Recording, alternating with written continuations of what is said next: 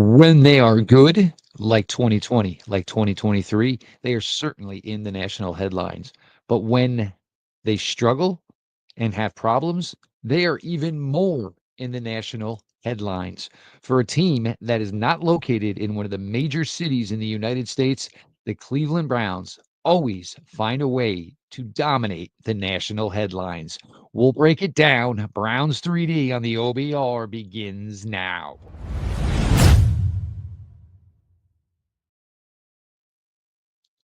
Welcome back, my friends, to the show that never ends, your daily delivery of all things Dog Pound Browns 3D on the OBR streaming network.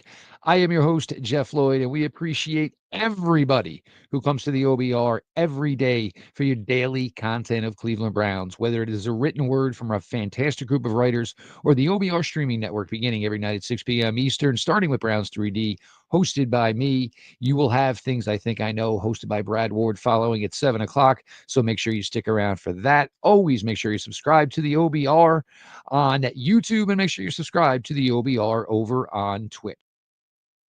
As I said in the opening, the Cleveland Browns forever find a way to dominate the national headlines. And it does seem odd for a team that has not had as much success as some of the bigger franchises in the NFL. But if there's anything that goes on with the Cleveland Browns, good, bad, indifferent, it always seems to make the national headline.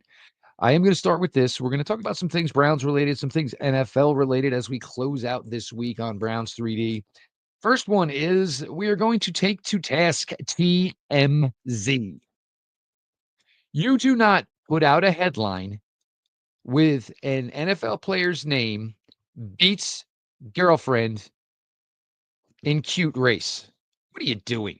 Seriously? First things first, TMZ, you find enough way to make money. You put out enough news content. Putting out a headline like that, sorry, trash. When you put out a headline that begins with Myles Garrett beats girlfriend, I'm sorry. That is embarrassing, even for something like TMZ. You want to report news, that's fine. But you want to know what? If you're trying to stir up trouble, and look, TMZ has done their share of breaking, unfortunately, negative news in regards to somebody in the public eye.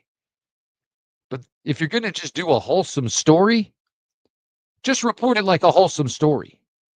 You had 3/4 of the Cleveland Browns fan base up in arms. You had guys like me ready to say, that's it, we're done. We can't cover this franchise anymore.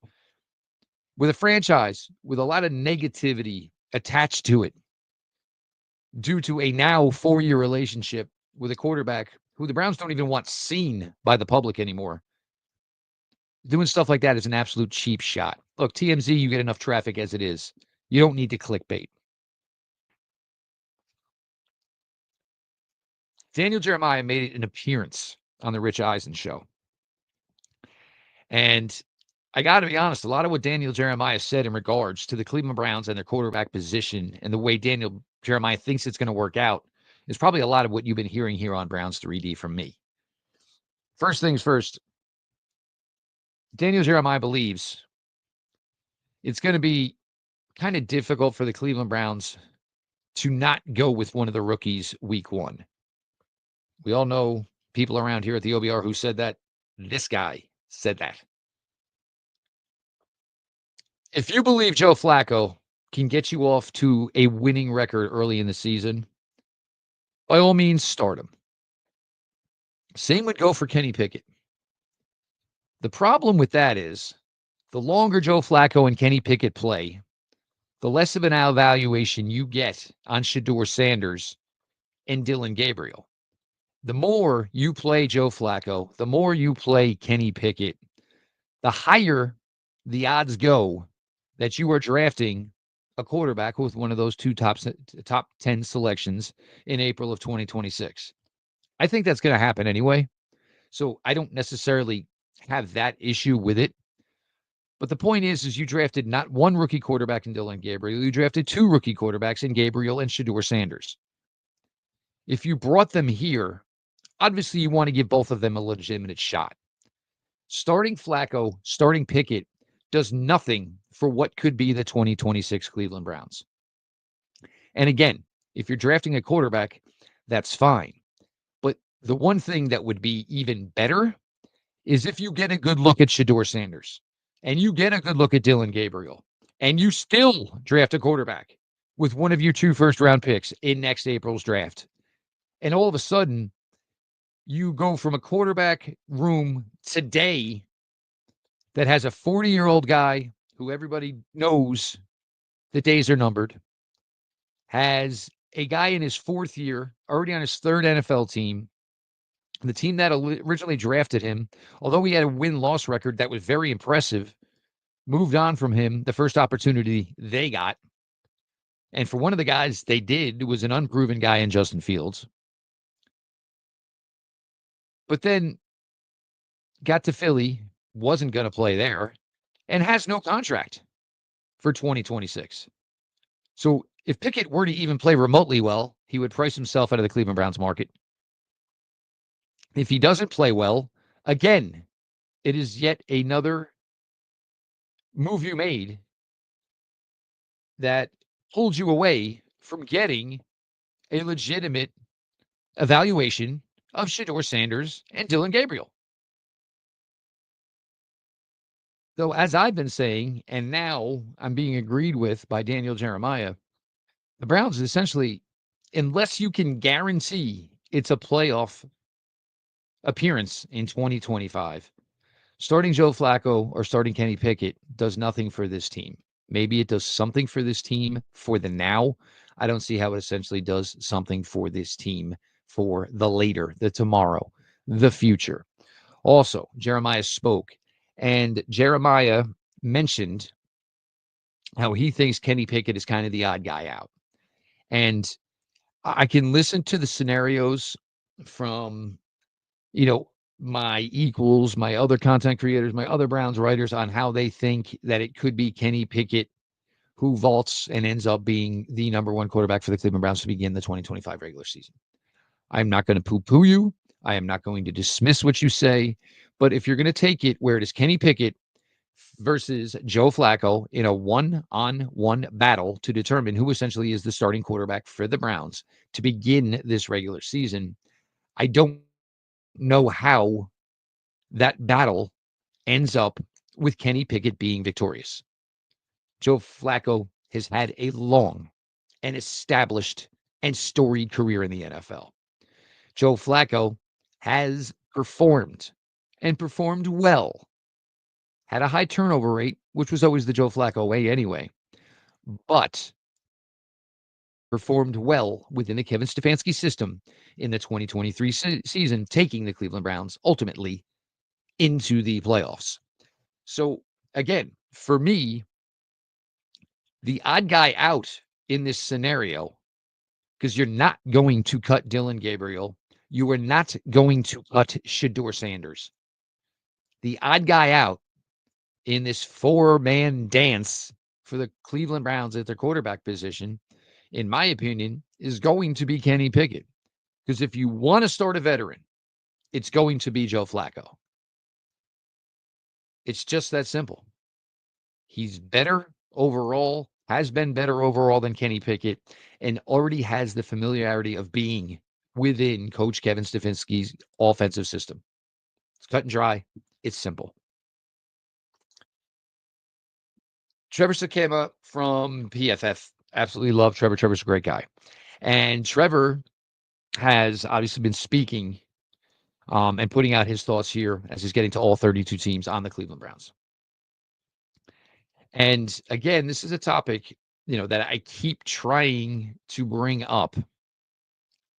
And no, it's not going to change now.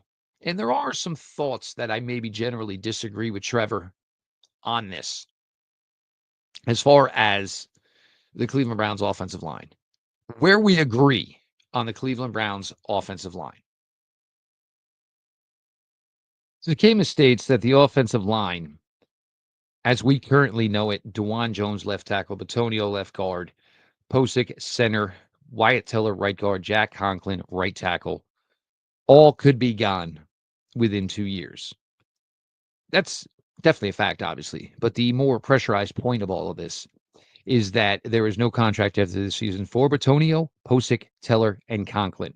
which would mean Juwan Jones would be the only holdover starting offensive lineman in 2026. Now, certainly there is a lot of conversations to be had with the Browns in regards to their offensive line. There is a lot of talk. Okay, well, you brought in a new offensive line coach because all the years of Callahan, the offensive line coach and the offensive line did not work out in 2024. The assumption is high that the relationship between the offensive line and the new offensive line coach will work better in 2025. It will work better. And one of the reasons it will work better is you are catering the offensive line more to their strengths as opposed to 2024 when you tried things to tweak the offense to make things more comfortable and hopefully more successful for Browns quarterback, who we never see, Deshaun Watson. Now, while saying we're going to go back to the wide zone, which certainly caters to the strengths of Conklin, Teller, Osick, and of course, Joe Batonio with DeJuan Jones factored in at left tackle, the premise holds. It certainly does. But the fact is that these guys are all older. We're all getting in question now as to how much success these guys can truly have at the age they are. Batonio 33, Posick 30, Teller 30, and Jack Conklin at 31. To just assume because they're going back to a system that they are more comfortable with at their age is a big assumption. And we all know how that works with an assumption, all right? So now, as far as Sakema saying there's nothing in the house for after 2026, I kind of get it, but there are kind of a couple of thoughts already. The Browns do have a decent pair of reserve guards in Zach Zinter and Taven Jenkins.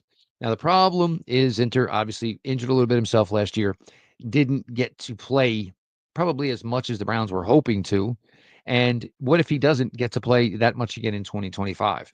So, yes, the Browns may see Zach Zinter as a potential starter in the NFL. That's fair. But he was a top 100 pick and unfortunately has just not gotten a lot of playing time. So the Cleveland Browns do not have a true feel on where he is. Tevin Jenkins is here on a 1-year contract. The reason Cleveland brought him in and other teams did not, Cleveland brought him in on a 1-year deal. Tevin Jenkins, the kind of issue has kind of always been health. And it's one of those things where you wonder if it's a deteriorating thing for Tevin Jenkins. The more he plays, the faster his time within the league will be done. Well, the Browns have him here this year. And yes, the Browns have decent between the tackle reserve offensive line play. Is it long term? No. If Jenkins shows well this year, and then you say in this offseason, maybe Wyatt Teller moves on and Joe Batonio does retire, could it be a picture of, Zach Zinter and Tevin Jenkins being your starting guards in the 2026 season? Yes. So although I have my issues with the offensive line, and yes, the offensive line could lose 4 starters by next offseason, could be with no starter from 2025 going into 2027. These are factual things. But I do believe it's probably a little bit early to be calling this an issue. It's certainly something, they can eradicate with either one off season or 2 off seasons. You could sign 2 offensive linemen next off season. You could draft 2. There's many ways this can work out. So it's not necessarily a sense of urgency that I think it's made out to be.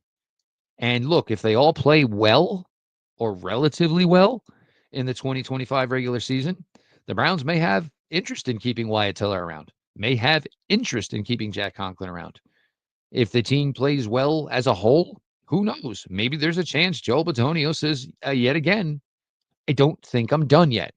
So, yes, we can all see where the offensive line is headed on paper within 2025 and within 2026.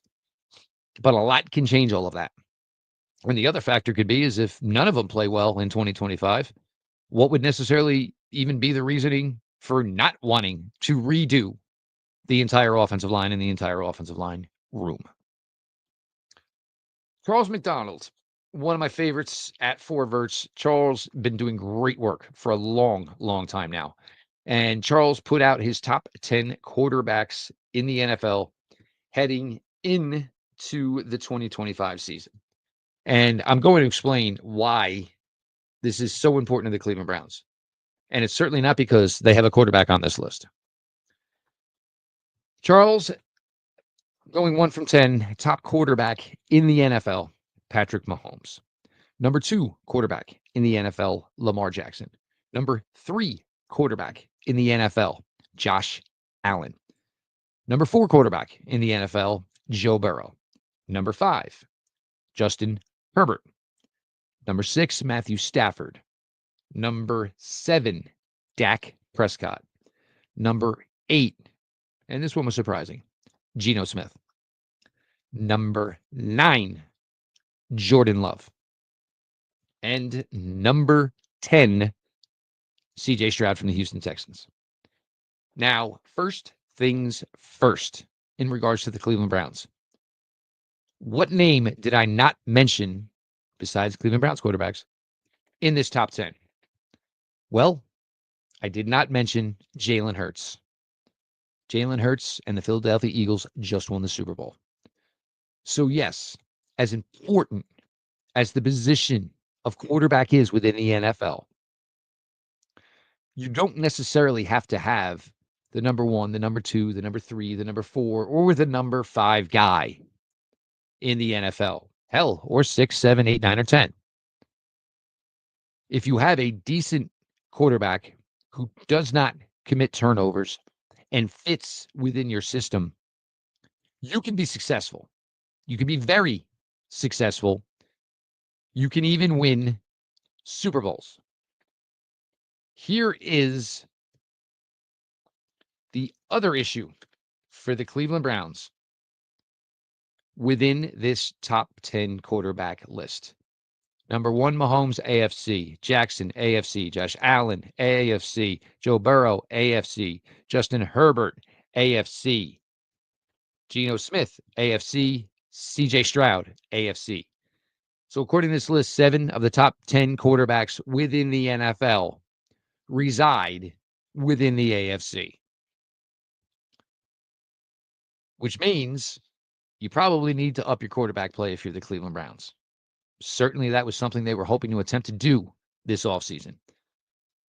Just didn't really break right, and there weren't necessarily any opportunities to make a large overall jump in play within your quarterback room if you were the Browns this offseason. You have to get through Kansas City. You have to get through Baltimore. You have to get through Buffalo. You have to get through Cincinnati. You have to get through the Chargers. You have to get through the Texans. And most importantly, in regards to the Cleveland Browns, is you have to get through Baltimore and you have to get through Cincinnati. So this is why I continue to say, as much as I would love a world where Dylan Gabriel or Shedeur Sanders took the Cleveland Browns quarterback job here in 2025 and just absolutely astonished us all, blew the Browns' breaths away, and allowed the Browns to maneuver in next year's first round in the NFL draft and not have to have the pressure of selecting a quarterback. But facts are facts. The Cleveland Browns right now have a huge question mark at the quarterback position. And Patrick Mahomes isn't going anywhere. Lamar Jackson isn't going anywhere. Josh Allen isn't going anywhere. Joe Burrow isn't going anywhere. Justin Herbert is not going anywhere. These guys are all still relatively young while being in the prime of their career. Each of them, minimum, could be in their cities for another 5 seasons.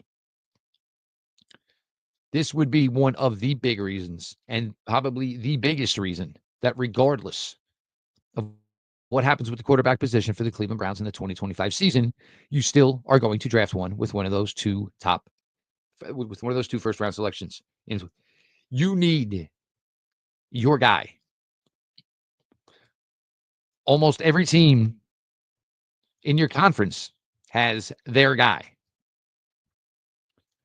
So if it takes building a room with a ton of potential, and then eventually maybe you move on from a guy because you find somebody with a quarterback position worse than yours, it's certainly a valid approach.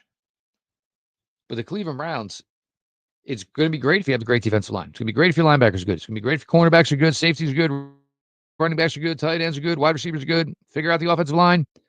But if you do not, and you do not have the quarterback, you're going to struggle. You're going to have issues. That is just a fact. That is just the way it goes. And the Browns need to get this rectified. So it'll be fantastic for Shedeur Sanders and Dylan Gabriel in whatever amount of playing time they get in the 2025 season to perform, show well, lead, all the things you expect from your franchise quarterback. And then the Cleveland Browns will still go out next April and draft yet another one. There's still people talking about Shedeur Sanders and the speeding ticket nonsense. There was inaccurate reporting yesterday saying that Shedeur Sanders was in hot water for not showing up for a June 16th court date. I told you myself yesterday that Shedeur Sanders has till June 23rd to pay his fine on his first speeding ticket. The thirst to be first in this business is absolutely one of the things I despise the most. That is why I absolutely love what I do from being an analyst position. I see, I watch, I give my opinions. I'm not saying being a beat writer is easy.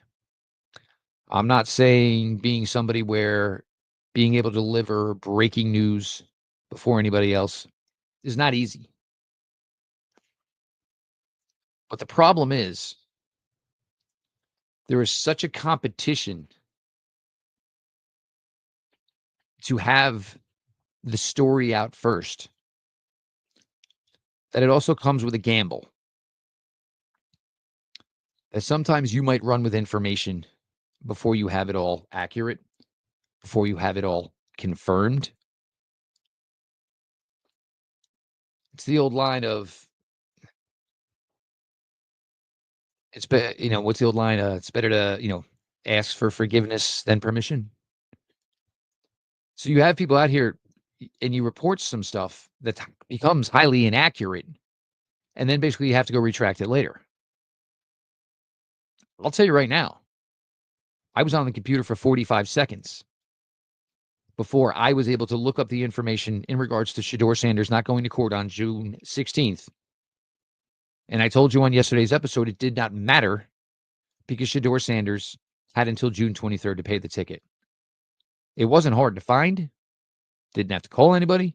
Didn't have to talk to anybody. Didn't have to send an email.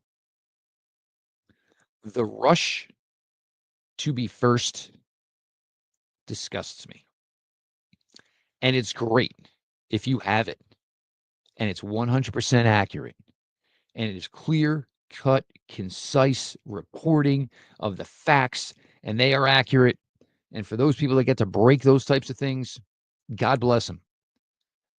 But for everybody else who's trying to be first and maybe not having all the T's crossed and all the I's dotted, it can backfire on you and it can blow up in your face. So that is what's kind of aggravating with the Shedeur Sanders and the traffic violation news. And I can't even begin to tell you how aggravated I am the amount of time I've spent this week on this program telling and talking about Shedeur Sanders and traffic tickets. Don't speed. I'm not telling you not to speed, but I'm telling you not to drive at an excessive speed. And that's pretty much what the Cleveland Browns are going to mention to Shedeur Sanders. Because my issue with driving, it is never my own ability to drive a vehicle. It is the ability of others on the road. Are they on their phones? Are they not paying attention? Watching people FaceTime, watching people tweet, text, all of these things. My concern is never my driving. My concern is the lack of ability of other drivers on the road. David Njoku had his charity softball game last night. And from what we were able to see, people in attendance, the video there, yeah, the traffic violations have nothing to do as far as whether the fans are still in awe and clinging to Shador Sanders, having a great year and a great career in Cleveland with the Cleveland Browns. Out of all the people in attendance, maybe Kelsey, probably hometown Ohio kid. I don't think anybody drew more eyes, oohs and ahs, picture requests, video requests, autograph requests than the Browns' young signal caller out of the University of Colorado. He is where everybody is pinning their hopes right now. Could it be that the Browns lucked their way into a starting quarterback, a potential franchise quarterback? All the teams have done it. Look at the San Francisco 49ers and Brock Purdy. It can happen. For one reason or another, people didn't see it. The player got to an NFL team that had a system that just absolutely fit him like a glove. And the player became the best version of himself, and a version of himself that was never seen by anyone previously. It was, some of the video you see is kind of interesting because you can kind of see some of the guys from the Browns who were overall athletes their entire lives before, football became the main sport focus for them. Or you can see guys who have always been football players first. And you put a bat in their hands or a glove on their hands, and all of a sudden, these big, bad, tremendously talented football players look like mere mortals because they're playing something that is so uncommon to them. But these things, they should be a good time. And you love to see, especially now, because, David Njoku, who, sets this all up, and it was the second year David had this softball game. This is essentially David Njoku's vacation time. And many Cleveland Browns players who were there, this is their vacation time. They walked out of Berea last week knowing that they basically had 5 weeks, get those final workout tune-ups in, get your final traveling in, get your final family time in, celebrate the 4th of July, all of that stuff. But this is your final free time, your final vacation time. But yet, David still threw this event. Many players came out, participated, took pictures with the fans, spent time with their teammates. And you can see the young guys on this team, they appreciate each other. They all kind of get along. Seems like they'll have a good time together. It does matter. Winning also keeps it going because once losing festers in, all of a sudden the locker room just isn't as a fun place to be anymore. The game becomes more like a job. With losing comes down blame from media, fans, all that type of stuff that can seep into a locker room and absolutely freaking destroy it. So when you get to see all the guys together on a night like last night for David Njoku's charity softball game, you appreciate it, you enjoy it for them, and you certainly enjoy it for all the fans in attendance who came out, spent their money, and tried to help David Njoku with a cause certainly near and dear to his own heart.